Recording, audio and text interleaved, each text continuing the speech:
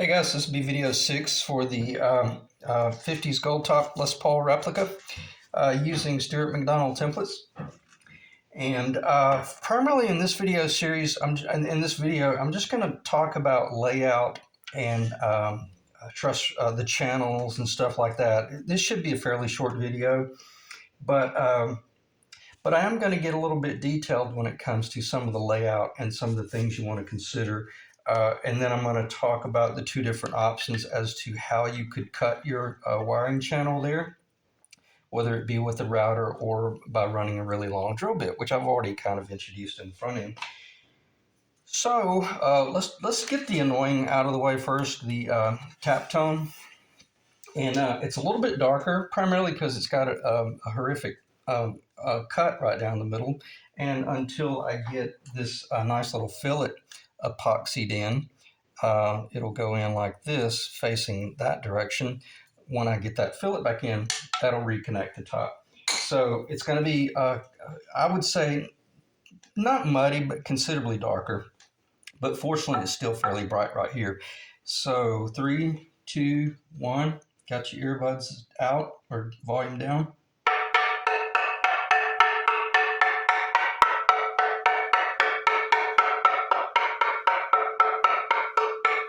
Okay, let's step up in the middle.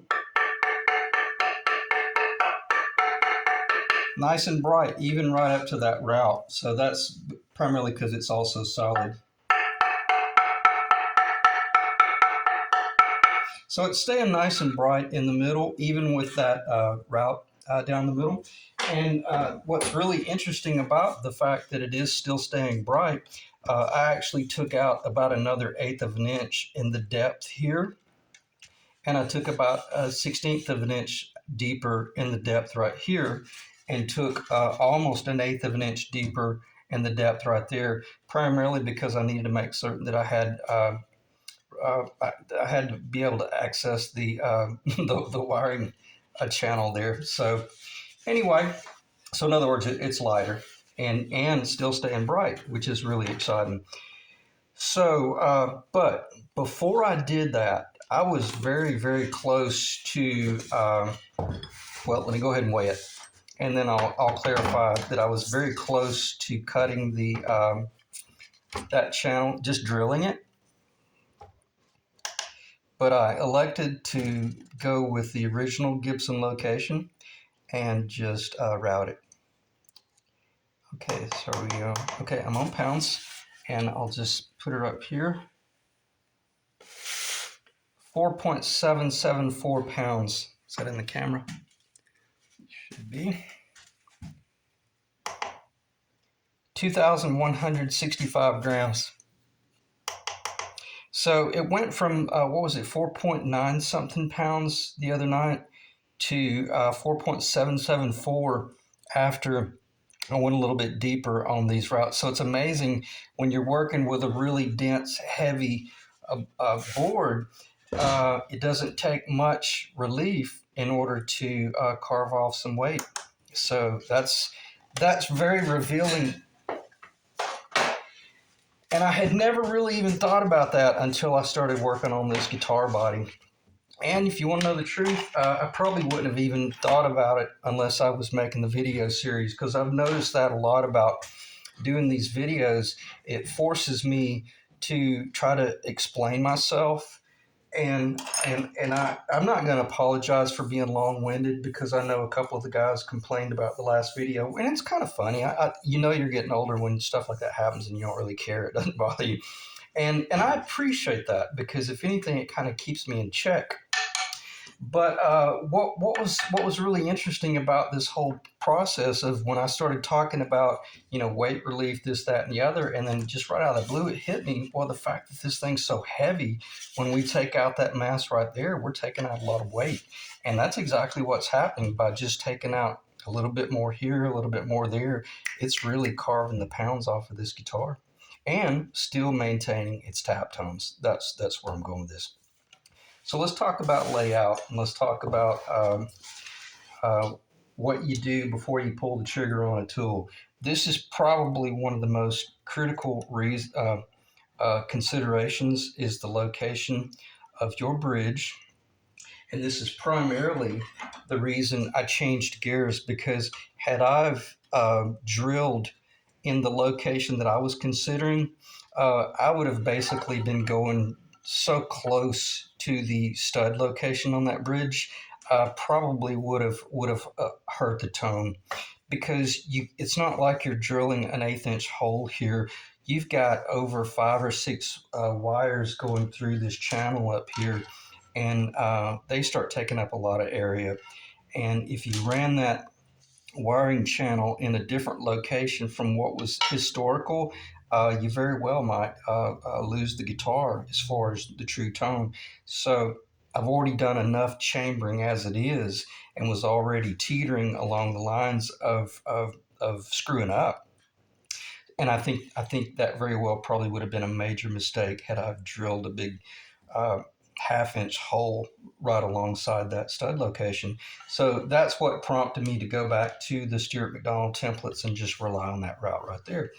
So, but as you're doing that, this was kind of a given right here, but these things help you to really think about what's going on three-dimensionally. You can just set these things up here, and that kind of reveals to you, well, I could go with really long studs if I want, as long as I drill it down into the body. And is that going to improve the tone?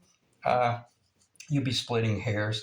But if you go into the body 1/4 of an inch versus a 5/8 of an inch, yeah, that'll have a difference, and it'll also keep the bridge very stable.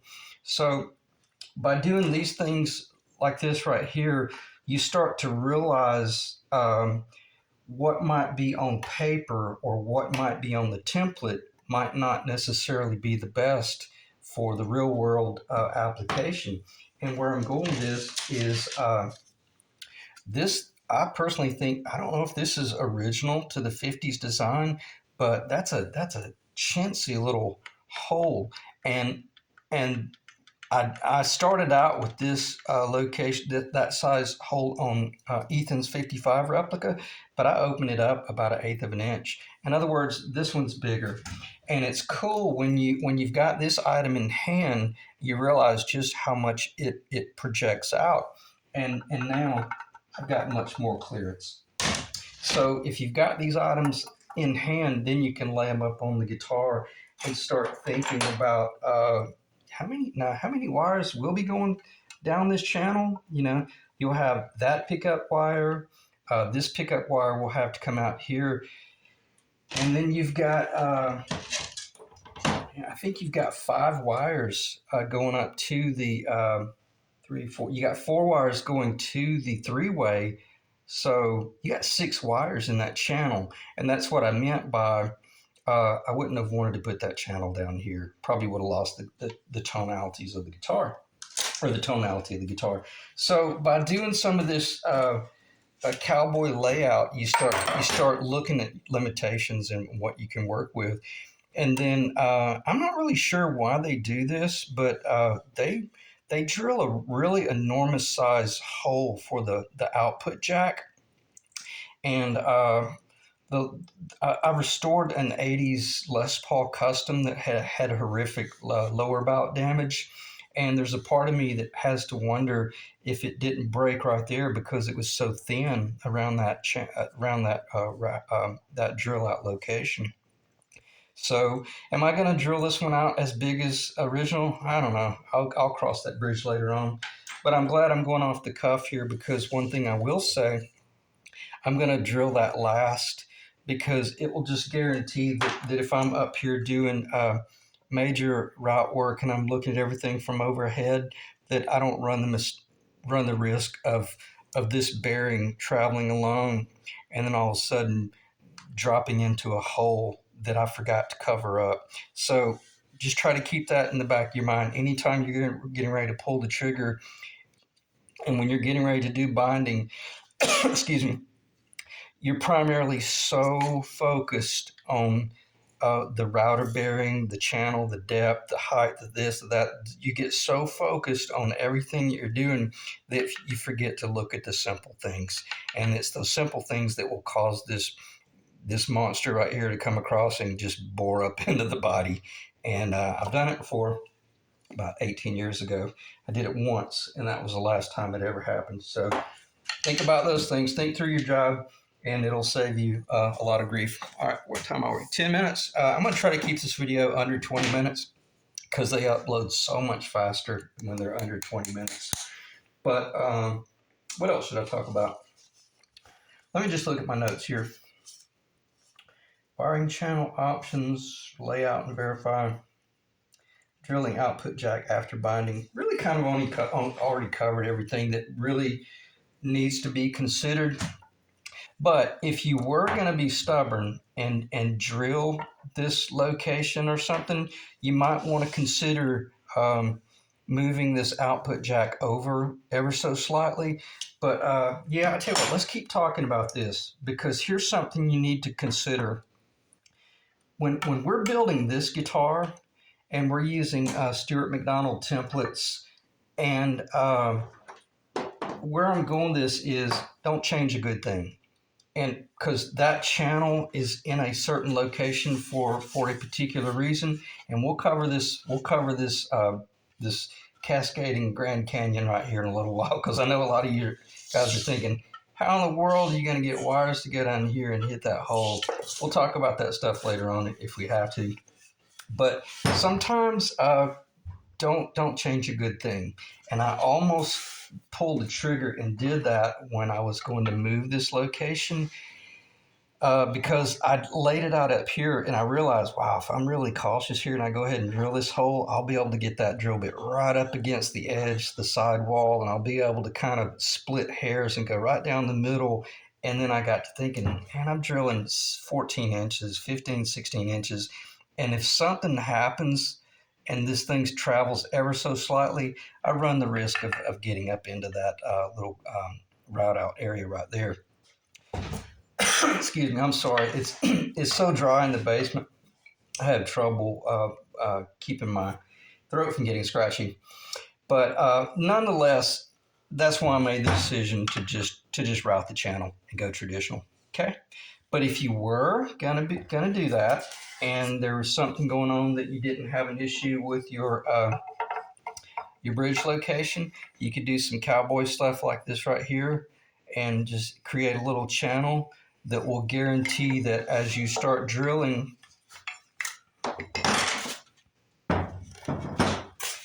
you would have all of this engineered.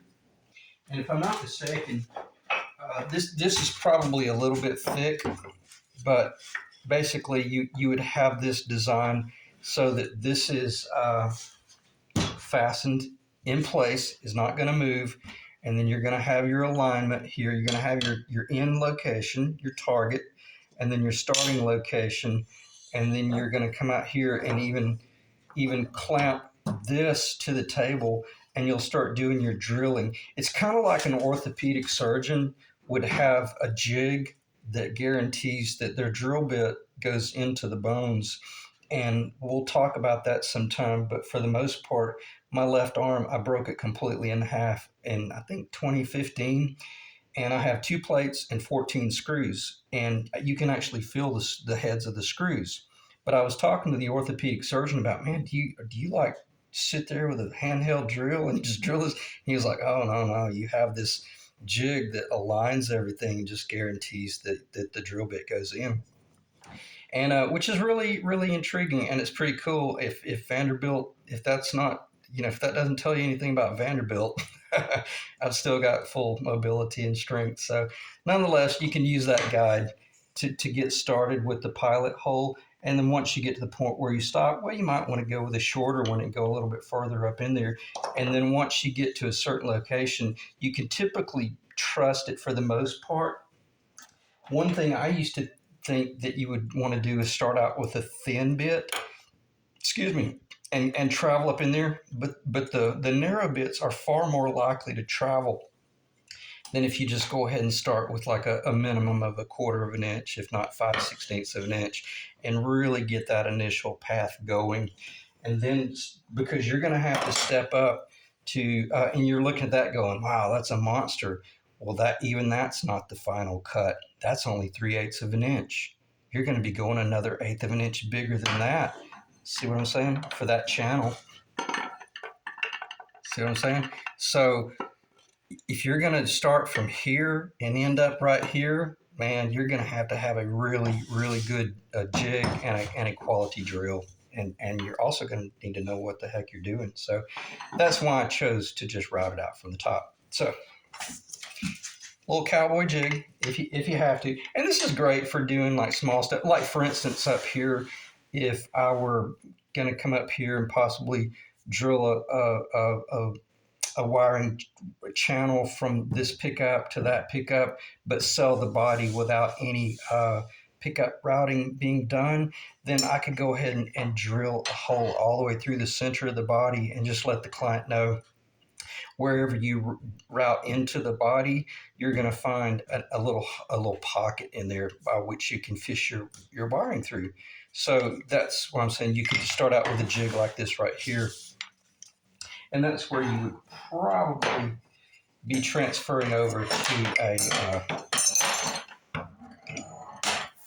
little bit smaller bit. Why? Because you're only running one wire through those, if two at the most. So that would allow you, I hope that makes sense. That would allow you to go in and drill like this. And that's even if maybe you sold the body and you didn't have the tenon cut yet. But if you had already cut the tenon, well, then obviously you're not going to have to do that. Or possibly you're going to be connecting the back wall of that pickup to that pickup is what I'm saying. So anyway, all right, let me stop talking about that type of stuff. Because that's all hypothetical and kind of unnecessary. All right, we're at 16, 17 minutes. I'm going to mix up some epoxy. I'm going to pause the video. I'm going to mix up some epoxy, and I'm going to install this fillet.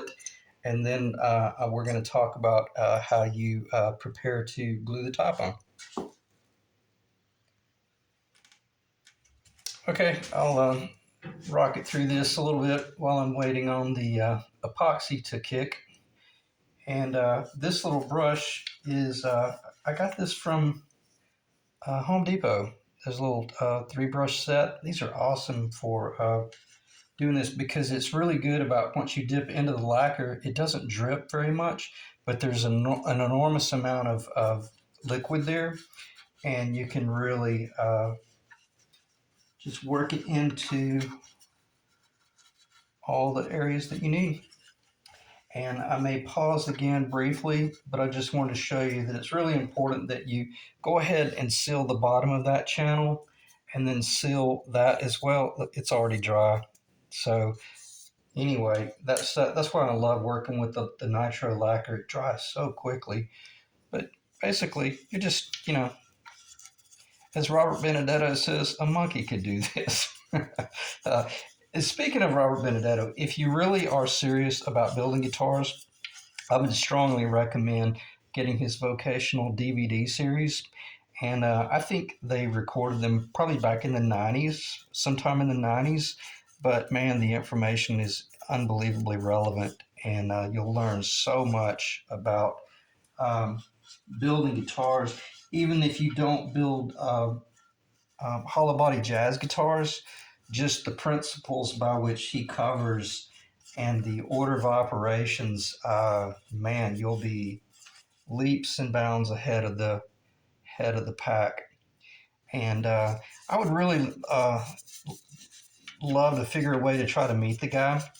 And he's in Savannah, Georgia. I'm in Alabama, so it really wouldn't be that difficult of a trek to visit with him.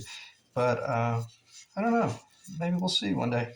I know the last guitar that I built, the 55 Replica, it actually went to Savannah, which was really cool. So anyway, I'm going to pause the video because I don't want to burn off the clock, because I do want to spend the last 5 minutes of the video just talking about epoxy and that fillet. Okay, I'll do a quick flyby of the Honduran when it's wet with the nitro. It's really beautiful. The Honduran is just naturally stunning. Really doesn't need any stain for the most part. Although sometimes you'll pick up a piece and it's not very pretty. It has a tendency to be far more orange than the red, but this is a fairly dark piece. Now, when I put the light nitro up in here, I really only put it in the bottom and just brushed against the wall, and then I wiped it off to make certain it was dry. It's no big deal. The epoxy would cure right into it, but the epoxy is going to take care of that right there. So I'm going to pause one more time and go ahead and get the epoxy in, and for the most part, I'll end the video just hammering it into place. Okay, I'll try to finish the video out in this section. If the audio cuts me off, that is a saturated cloth that is pretty much lint-free, should be safe. And I've got just a little bit of epoxy there on the top, but for the most part, and this is a really snug fit. I could barely get the thing in. And if you want to know the truth, I could have just hammered it in and then just saturated it with a jet glue or a CA glue, and would have been just fine. I think the primary thing you want to do here is just make certain that you are,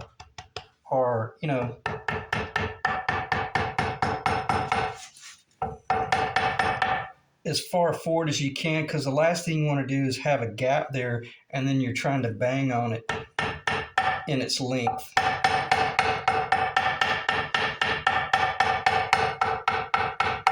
I forgot to tell you to turn your volume down. I want to make sure. Yeah, it's nice and flush. Looks like a Leo fender. Back of a neck. I should have put some walnut in there.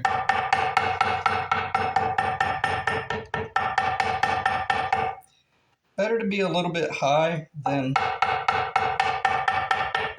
to try to get it too perfect.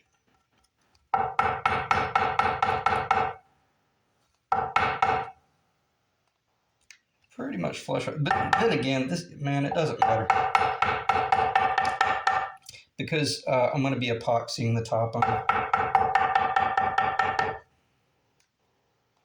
Feels really good right there.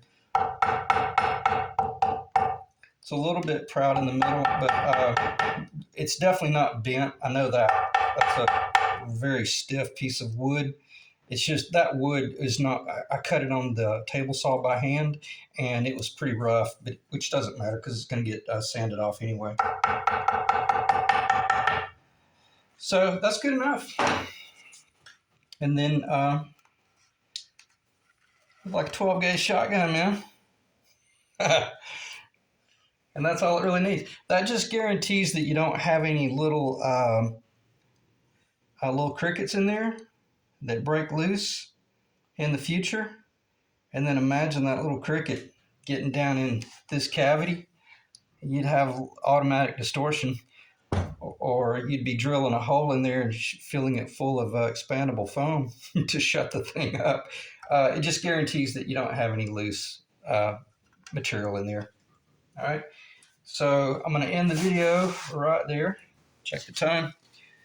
And then get this stuff off my fingers. And then I'm glad I thought of it. If it's still recording my audio, I will put this on this is a large dovetail. I'll put this in my drill press, set this on my drill press table, and then I'll set the chuck, and I'll come in and I'll just plane that off nice and flat. It doesn't have to be perfect, but there's no sense in screwing up the job, so you want to ease into it rather than trying to set up some elaborate routing jig by which you run the router and float across that. To heck with it, that's crazy. But you don't want to come in with chisels and start cutting away, because you might tear the wood up when you can just run the dovetail across it and make one pass, maybe two passes. And then you're ready to either glue your top down with a tight bond or an epoxy, which I will be using an epoxy. And that should pretty much have the lower, all the machine work finished, and should be a really incredible sounding guitar. And that'll probably help the tone as well, the tap tone, by putting that little fillet in there. So I'm going to check the time. Almost 25 minutes. I appreciate you guys staying in the ring. And the next video will be me discussing the mahogany top that I have glued up over there. Kind of looks like a butcher block, but for the most part, I think it's going to be presentable enough to show in the video series. And I know for a fact it's going to sound incredible. So we'll see. And we'll just keep the options open. And the cool thing about the guitar is we can still take it in a lot of different directions. We're not in any corners at all, or we haven't done any machine work that would keep us from being able to change our mind later on. So I appreciate you guys checking in, and I'll see you in the next video.